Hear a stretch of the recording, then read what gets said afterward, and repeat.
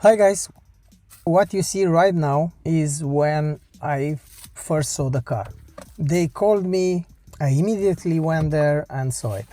It was love at first sight and I was very anxious to take it home. However, there were some preparations, paperwork and everything, so I got it 4 days later. This is e-SkyActiv-X, e-SkyActiv-X with 186 horsepower. It's a complex engine which has a lot of engineering behind and I'm very satisfied with it. However, I still have some complaints. For example, on lower RPMs is not that powerful, and also the 6-speed is only for consumption. Simply there is no power. Anyway, it's more powerful than the previous Mazda. I have planned to give you a full video with what I like and what I don't like about this engine, so I leave this for another time.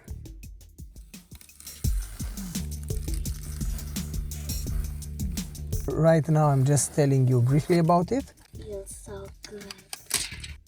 I got everything on it. Okay, not the heater, but I don't want the remote heater anyway. Let's put aside the accessories because the heater is an accessory. Regarding the packages, I got all of them, which means leather seats, sunroof or moonroof, it depends on where you are living, and a lot of details which will be revealed on the way. The higher trim has chrome here and here. The normal ones, the lower ones, they do not have it. This is one thing that you have to take in consideration when deciding which car you want to buy. And also this one has Bose surround system, which is very good. However, I have one thing which I do not like. The car, which doesn't come with Bose, it comes with Pioneer if I'm not mistaken, has better equalizer. This piano black is very sensitive. You can scratch it even with a rag. You can cover it with something, but I want to touch the car.